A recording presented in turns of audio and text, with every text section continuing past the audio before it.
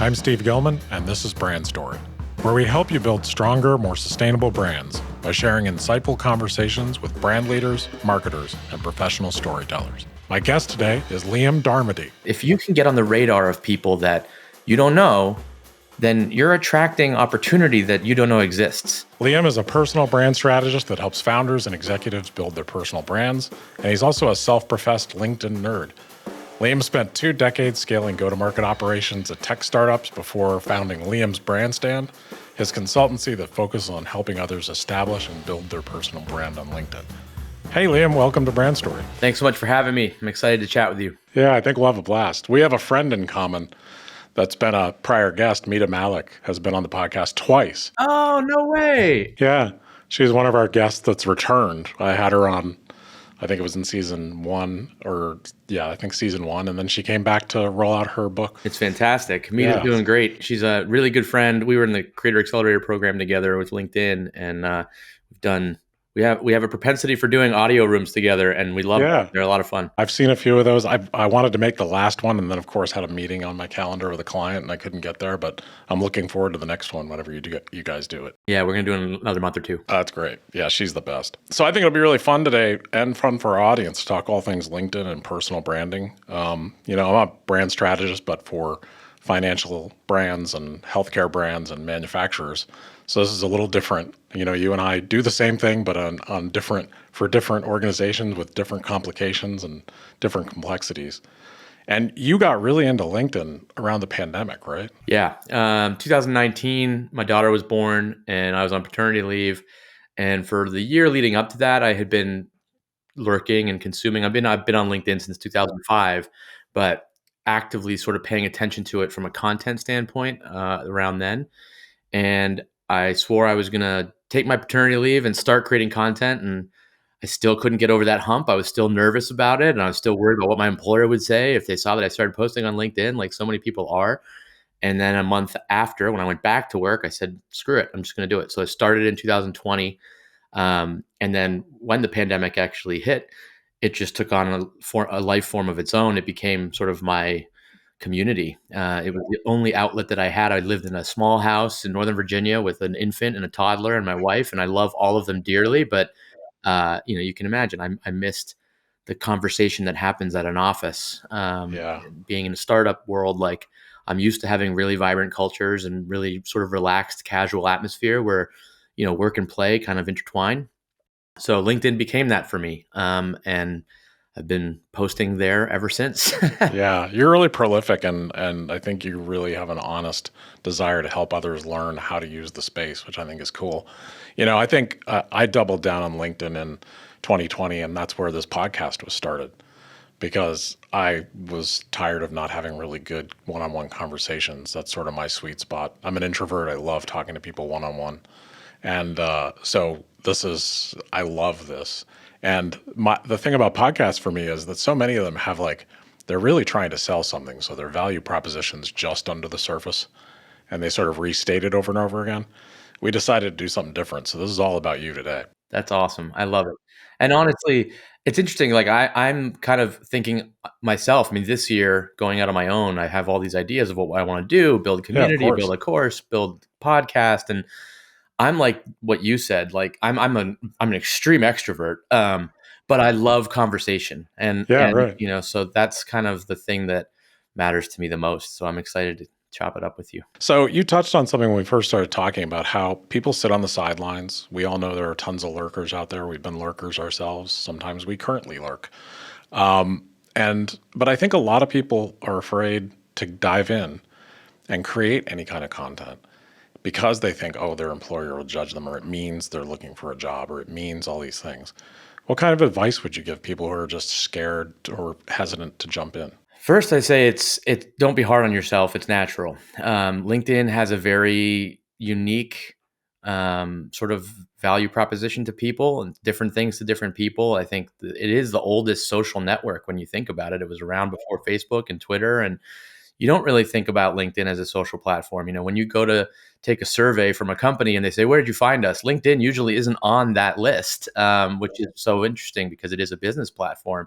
But that's changing. And so I think the first thing is don't don't give yourself grief about the fact that you have this anxiety, because most people do have this anxiety. The truth is that a single digit percentage of LinkedIn members create content on a weekly basis, and only about 25% of people are using this platform on a monthly basis. So, you're not, you're in the majority. The second thing I would say is try and think about what it is that's holding you back, and if there's any like, if your concerns are well founded, right? A lot of people think, oh, my boss is going to think I'm looking for a job. Like, ask your boss, just have the conversation, like, hey, I really want to start creating content on LinkedIn. How do you feel about that? Like, I'm not looking for a job, I'm just really like having a conversation on LinkedIn about business or whatever. um, you'd be surprised. A lot of bosses be like, "Yeah, sure, go ahead. Like, that's great. I would love to do it too. Maybe we can do it together." Right. The other thing is, I always tell people to think about the fact that if you're employed specifically, like, our employers hire us because our personality is such a big part of what we do. Like, yes, our skill is important, but they also want to make sure that we're additive to their culture. And you bring your personality to your work. You bring your personality to conversations with clients and with other employees and with customers.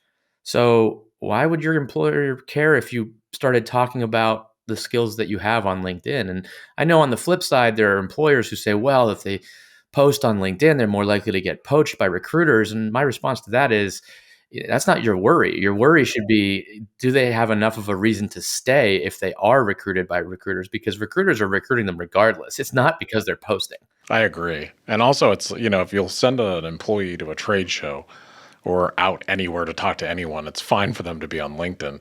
And I had Steve Watt. I don't know if you know who Steve Yeah. Watt is. Yeah, I had Steve on the podcast, and we had a blast talking about, social selling and how to just be real and be a real person, and how so many companies with their LinkedIn activity just post the official word, and then they want, their employees to be like modems and just put out the exact same word, and that's absurd. Like, you want your employees to represent, if they're members of your team, they should represent who they are in the context sometimes of what you all do. But if they're showing who they are and they're passionate, that says good things about your company, not bad things. Yeah. I mean, I think that a lot of employers need to start treating the employee relationship more like sports teams treat athlete relationships, right?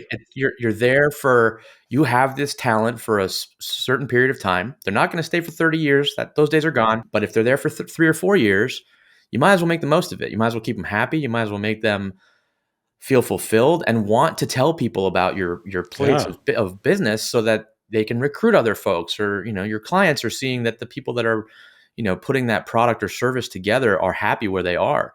The potential value proposition of that from a marketing and an employer branding standpoint is far outweighs the risk, in my opinion. Yeah, it does. And so many companies don't look at it that way yet, but I hope they do, because, you know, taking care of employees and being there for them and helping them grow is really the new way to help people succeed. It should have always been the way, but who knows? Takes time. It does. So you had a quote that is one of my favorite things you said, and I love it. And it's, LinkedIn is a serendipity manifestation platform, and the more content you create, the more serendipity you manifest. Yes, that is my tagline. I have had so much good fortune since I started sharing my voice on this platform. I've been invited to podcasts like yours, and I, have been part of the Creator Accelerator program. I've been featured in certain articles by, big prominent magazines where I never would have been in those. I mean, there's nothing really particularly special about me. I'm a suburban dad who likes to barbecue and collects hot sauce and like shoes.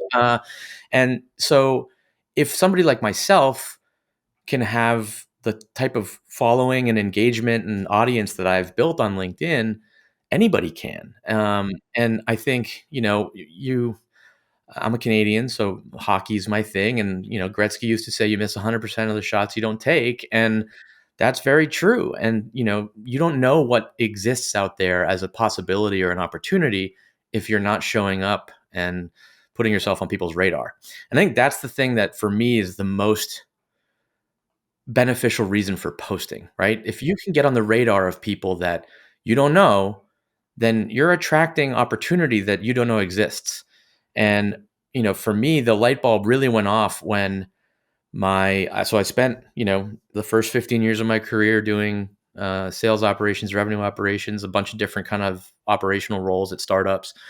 And then I got a call from a company that wanted to interview me for a revenue operations position. And the chief marketing officer said, you could probably do this job, but like I could probably find somebody else to do the job. In fact, I've got somebody else that I'm interviewing, and I think I have something you might like better. And I was like, oh, okay, cool. And he's like, I don't have a job description for it yet. I was like, that's fine. I don't really need it. He goes, but we're talking about this position at the board level. It's really important. Like we need to basically stand up a recruiting engine that is outbound because to date we've only been an inbound recruiting company. And he said, with your experience in sales operations and your experience in branding, I think you could help us build a really strong employer brand. And I was like, the first part sounds great, but I was like, what are you talking about? I don't have any branding experience. And he said, what are you talking? You have tons. You do it every day on LinkedIn. And that's where the light bulb went off for me. I was like, wait a minute. This person's been seeing me post just random thoughts on LinkedIn for the last 2 or 3 years. And that's given them the confidence to invite me to do a role that if I had applied for, the recruiter would have flat out rejected it because on paper, I didn't meet the criteria. But in practice, which I was putting on display, I did. And that is a very powerful thing. It is. Your personal brand was speaking volumes, and that's what you do with the actions you take and the posts and the consistency and how you show up. And I think a lot of people struggle with it because they don't like the term personal brand. And to be frank, I don't love it either.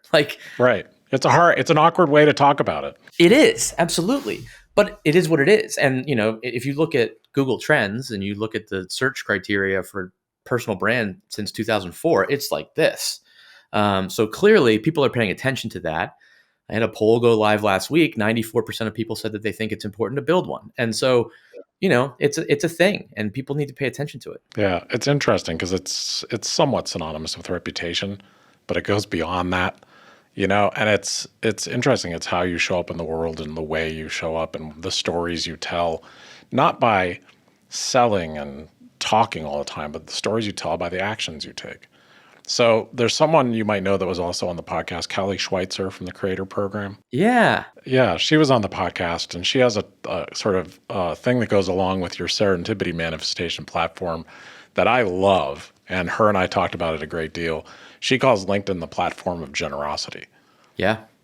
And that's one of my favorite things. So when you're, if you think about the concept that you talk about, manifesting serendipity, and you think about the platform of generosity, then really, what is the best way to behave once you're on the platform? Because I think that's what intimidates people is, what do I do? If I like something, am I then committed? Am I endorsing it? Is it, am I making a commitment? What do I do here? So how do you behave? How do you advise the people behave when they go on? So I typically tell people to create content as if they were writing in a journal that they would share with family, friends, and colleagues. Because typically speaking, you're being comfortable writing as yourself. You're putting your genuine thoughts down. They're from the heart. They're authentic. But you're not going to go overboard and be too crazy, right? You're not going to go too far down the personal rabbit hole. You're not going to go down a political rabbit hole. You're not going to necessarily say things that are too inflammatory or anything. At least we hope not. We hope not, right? I mean, you might. Some people may. There's certainly my typical thinking is that LinkedIn is special because there's a bit of a self-policing mechanism built into it. And so people are a little bit wary. They don't necessarily want their boss or their peers or colleagues or clients or future prospective employers to see them being a jackass. And so they don't act that way. Now, again, there are exceptions to every rule, but generally speaking, I think that's kind of why I've made it my home. I think it's a little bit more of an elevated conversation, and it's people that are kind of going above the fray a little bit, Yeah, and I think people behave with something that I wish was on other social platforms, which is courtesy. Yes. And a touch of kindness and support, and that's rare. You go on other social platforms, it's easy to hide behind a keyboard and be a jackass. Yeah. And just, say crazy shit and throw out anger and a lot of snark. Rant. A lot of snark. Yeah. I mean, there are social media accounts on other platforms that are dedicated to making fun of people on LinkedIn. And I'm just like, how sad is your life that you have to spend your life, making fun of other people on a social platform. I mean, you might be making money from it from sponsorships, but that's not how I want to make cash. Yeah, it's the same people that have a problem with Taylor Swift. It's like, if you can't just be happy with Yeah. for other people, just go away. Just Yeah. go sit over there. 100%. Let the adults have fun while you sit over there and throw your temper tantrums. Bingo. So yeah, that's what I love about the space too. And I think, I've talked to groups about LinkedIn, and I've talked to others about LinkedIn, and I think that like fear to look dumb or not know what to say or not know how to behave is really a big deal. It's like something that it really stops people from their first post, you know? How do I get that first one or maybe the second one? Or it stops someone from commenting, you know? So how do you encourage people to get off the sidelines? Because I think that's a huge thing. I mean, obviously, people reach out to you because they're interested in doing that. Yeah. No, it's massive. And I think it's just so interesting. And it sort of symbolizes a little bit of the, the rock and a hard place that LinkedIn is in, because you've got this platform that started as a place to store your offline contacts online. And now that so many people are online and building relationships with other humans online, it's like, well, wait a minute, like, what am I using this for? And then it's like, well, I'm only going to use it every 4 years for a new job. But in between those 4 years, you could be using it for so much more. You could be building relationships and connection. And so it's so interesting to me that that phenomenon exists, right? If I'm having a conversation with a colleague and they're like, what do you think about this? You're not saying, well, if I can't respond to that because I'm not worthy. I don't have a PhD, or I'm not. Yeah. You just say, well, this is what I think about it. And it's almost as if people think that them putting it out there is going to be, scrutinized by all of the experts that are in that space. And the truth of the matter is, and it's, it might sound a little harsh, but I'm like, nobody cares about you that much. Like, people are going about their day, they're busy, they've got tons of other stuff in their feed that they're going to look at, and they're going to take a split second and see what you write, and they're going to think about it. And if it resonates, they might comment and engage with it. And if it doesn't, then they might scroll through. And I think one of the challenges that people face the most is that you've got all these people that are talking about, oh, on LinkedIn, you can go 0 to 60,000 followers in no time, and you can get 1 million impressions, and, blah, blah, blah. And so there's this inherent pressure behind it. And then people are like, well, wait, I put myself out there and I got 5 reactions and 300 impressions. I said, well, of course you did. You've never been here before and you're new to the platform. So your network's not really used to seeing you create content. Like, you need to do it consistently for a long period of time to really start to build momentum, as with anything, right? But people have this pressure because they see all this bombastic marketing coming from people. And, I just tell people to ignore it if they can and focus on writing, fall in love with writing and expressing yourself as yourself. And don't worry too much about who engages or what they say or what they think. And the other thing that I say is, the most effective branding is branding that attracts your target audience and detracts the ones that you don't want. And so you're doing yourself a favor if you're putting stuff out there and people that don't like what you have to say are passing by it, because then you're not wasting time with them, right? I would rather somebody look at my profile and say, I don't like his style. I don't want to reach out to him. I don't want to interview him. I don't want to do anything. I don't want to work with him. Then submit a request to work with me or see if I want to interview for a position, and then make me go through all the hoops and then realize, actually, don't really like you. That happens to people without clear brands. And the thing about it is that, you can't be all things to all people, and any good brand is for something and against something else, whether that's in a really strong way or in a way that's just inherently obvious. The only other thing that I'll add to that is, I think if you think about how important picking a new employer is, or working with somebody that, you're going to pay to be a coach or a consultant, like, if you spend 2 hours or 3 hours talking to that person in an interview, or, over a period of time, that's not really a lot of time to get to know who they are and how they are, right? And so the more you can put yourself out there, the more people can see who you are, how you think, how you communicate, what it's like to potentially have a conversation with you. There's a familiarity that breeds itself there, and that is what you want people to have. You want people to feel connected to you, and then when you do end up having a conversation, it's almost like you're just friends picking up where you left off, and that is a fantastic feeling. I love that. And, to go back to something you said just a little bit ago that I think is really important is, people still show up in so many ways when they want something. Like, I need a job now. I have a job, but now 4 years later I want a job, and then they get on LinkedIn. That's the exact thing that brands do when they're bad at marketing. Marketing or getting something or having someone want to talk to you is not a faucet. You don't turn it on and off when you want it. So showing up consistently over time strengthens your case of like, hey, this is someone I might want to hire. This is someone I might see an opportunity, or I need some help. Maybe I'll reach out to this person. So just whether you're a brand, a person, a personal brand, whatever, showing up, being consistent, and talking about what you care about creates a presence that people can relate to. So, it's just like salespeople that show up only, or fundraisers that show up only when they want something.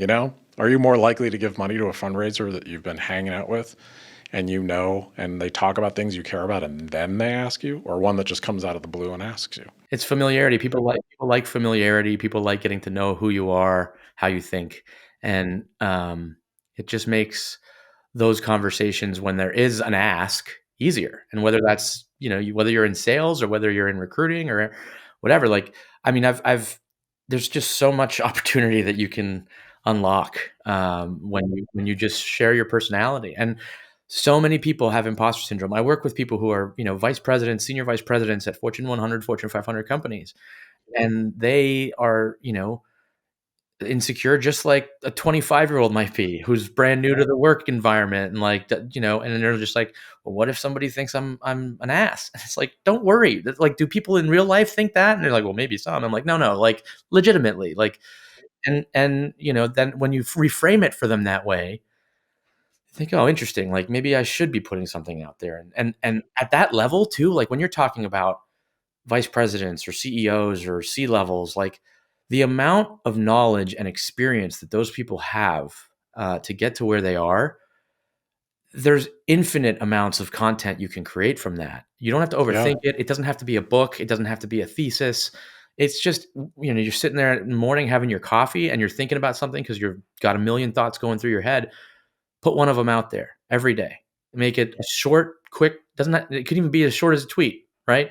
Yeah. Um, but just put it out there and see what happens, and people will start paying attention. And that when that happens, there's a lot of fantastic things that manifest themselves. Yeah, I agree. And I wish more leaders would do that. And hopefully it'll, people like you and people who are consistent on the platform, people will learn from that. So what on LinkedIn do you see that peeves you? What do you see that you wish you could be like, hey, cut it out? How much time you have? Look, I think the one thing for me that LinkedIn is a fantastic place to get organic reach. And wherever there is organic reach, there will always be growth hackers who are trying to hack that growth. And there are always going to be hucksters who are trying to sell you things that will help you magically achieve the success that they've achieved. And they're not often telling you the whole picture, right? They're portraying themselves as these authentic people who are not doing anything to manipulate the metrics that they're getting or the success that they're having.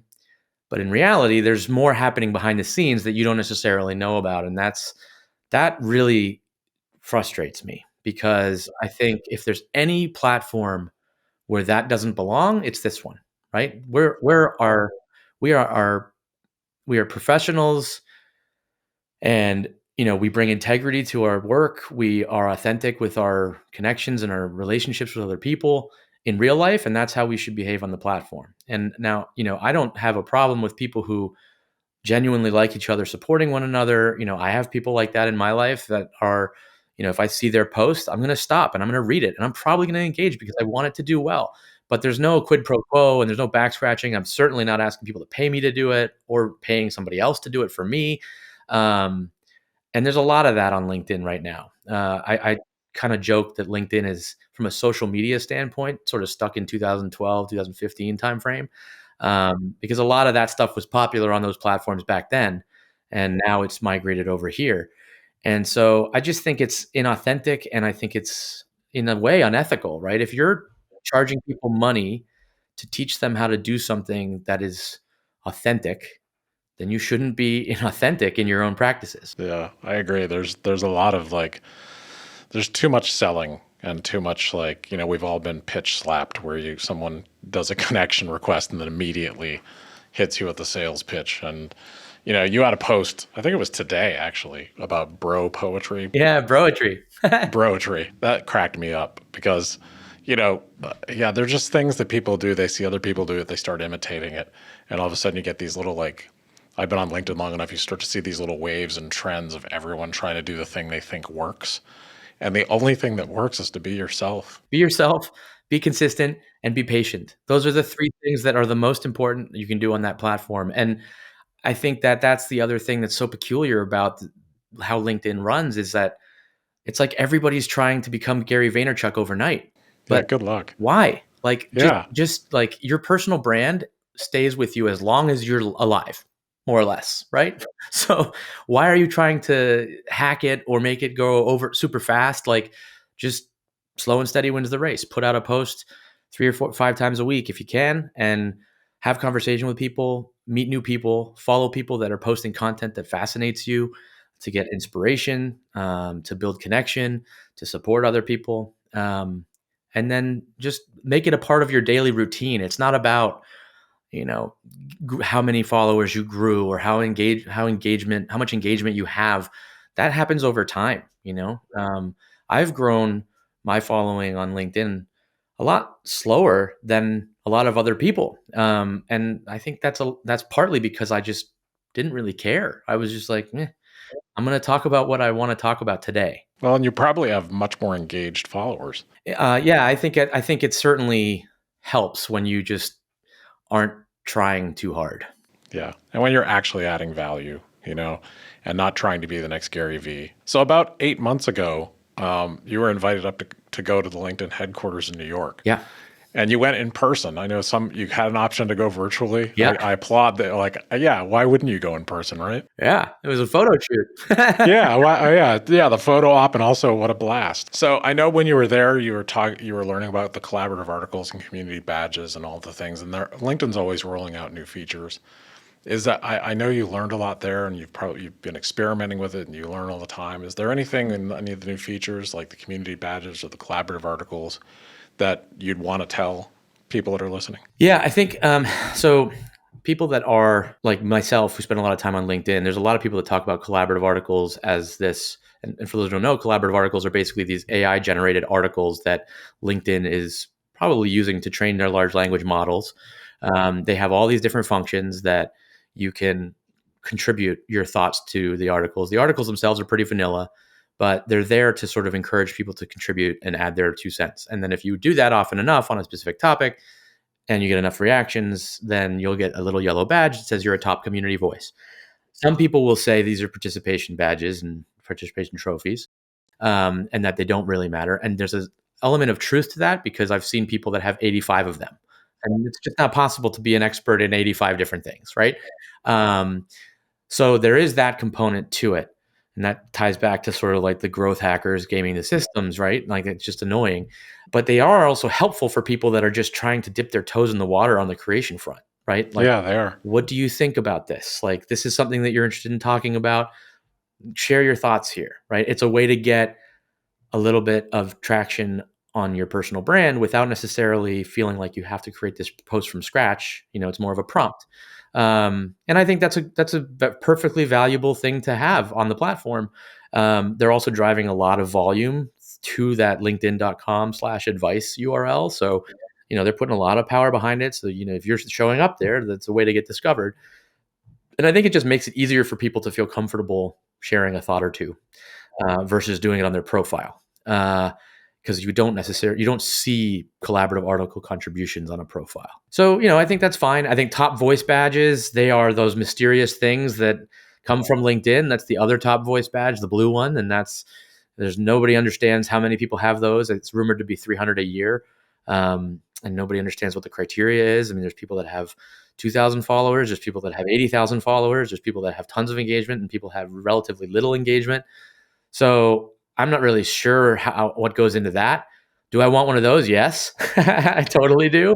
But I mean, I'm not sweating it. For me, the conversation that happens on the posts that I create are what make LinkedIn my favorite place to hang out online.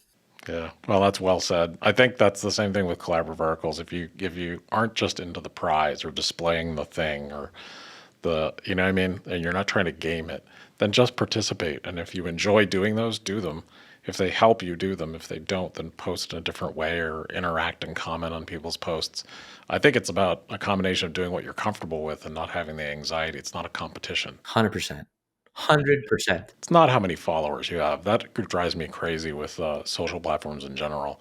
Like, volume is not the indicator of success at all times, you know? So it's engagement and, authenticity, having people that actually have your name on their lips when you aren't there, Yes, totally. matters a whole lot more than how many followers you have. I think, that's what people undervalue about LinkedIn is that I've had people that have never commented on a post, never said anything. Like, I don't even know they follow me. And then they mention it to someone else. And somebody's like, oh, someone was telling me about your post. And I was like, that is just freaky. One of my first clients when I started my business is somebody that I'd never spoken to before. And I didn't realize I wasn't connected to him. And he'd been following me for about a year, and he's in the Web3 space. And I've dabbled in that space myself. It's a sort of form of fascination for me.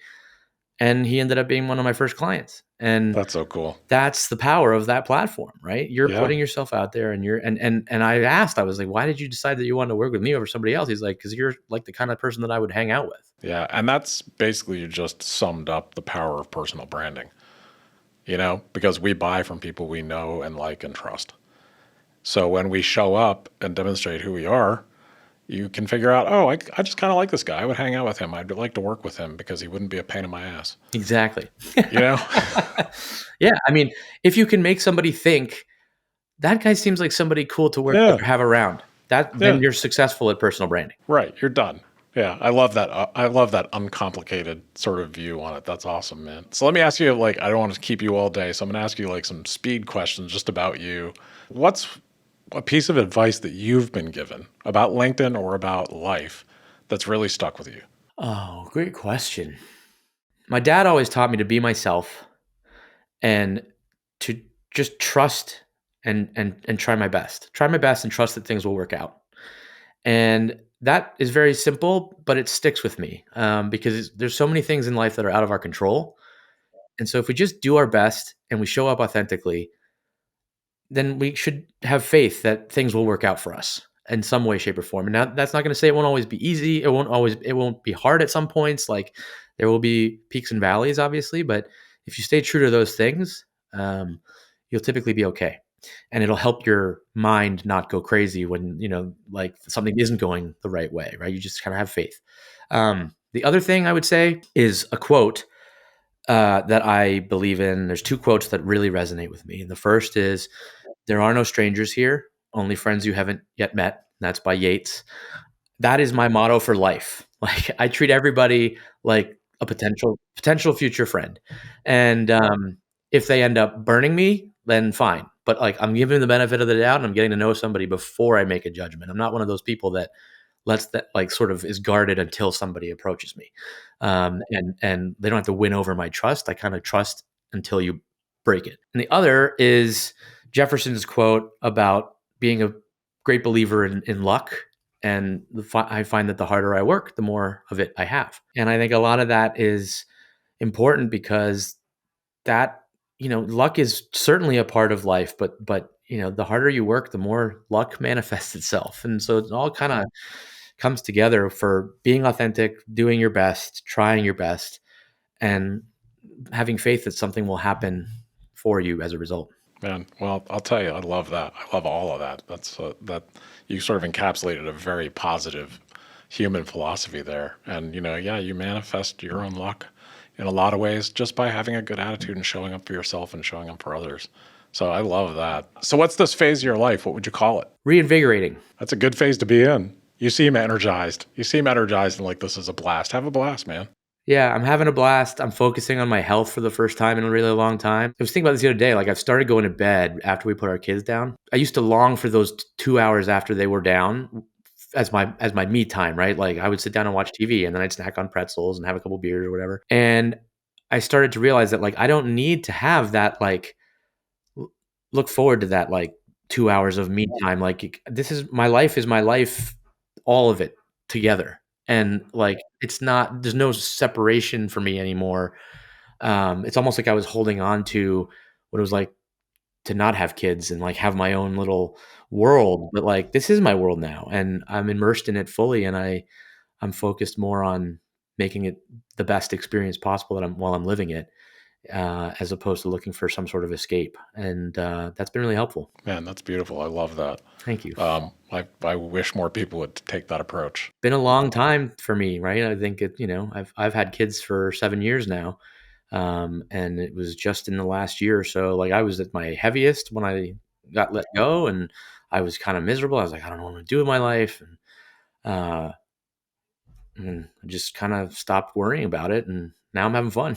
Yeah, good for you, man, and good for you getting out and walking. And I noticed you took up a walking habit. I do that every day too, and man, it'll make such a difference. Oh yeah, your brain is benefits so much from it. Also, if you take care of yourself, you can take care of others. If you don't take care of yourself, it's kind of hard to really actually take care of others, whether they're your clients or your family or anyone. Okay, so last question, because I have a feeling we could probably do this all afternoon. If you could give your younger self any advice, what would it be? Don't worry so much. Don't be in a hurry. Just take it as it goes. Look at every experience as an opportunity to learn something new and potentially discover something that you're good at, as opposed to viewing every new experience as a potential risk or threat to that. I think I spent a lot of my earlier years overanalyzing if the move that I was making was the right move or the wrong move, or what somebody would think of me if stayed at a certain company for a longer period of time than I should have, or whatever. Um, and at the end of the day, I was focusing on the wrong shit.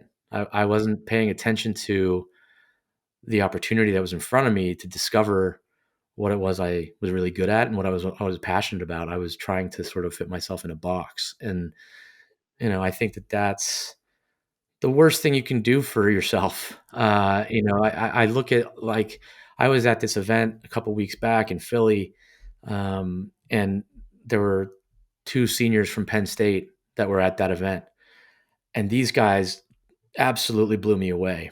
They run their own companies. They are just so driven and so passionate. And, younger generations have all of the access to the information that they could possibly want at their fingertips.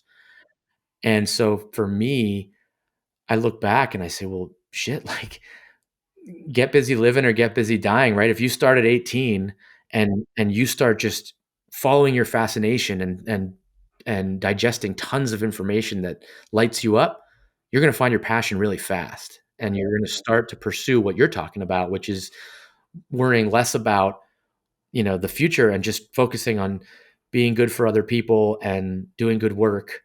And next thing you know, you're in business for 29 years, right? And you're doing stuff that you love, and you've got clients who love you, and you've found your passion, and then you don't have to go through that whole corporate slog, right?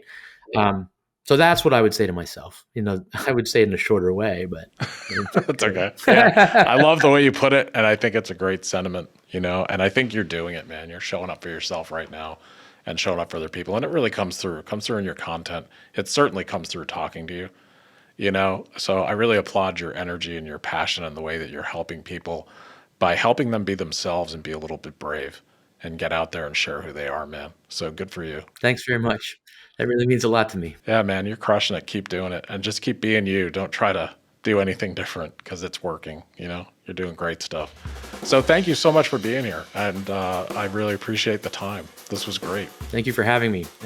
This is the best conversation I've had all week. Want to hear more inspiring stories? Subscribe on your preferred podcast app so you don't miss an episode. And if you like what we're doing, please rate, review, and share. It's the best way to support us. Thank you for listening to Brand Story.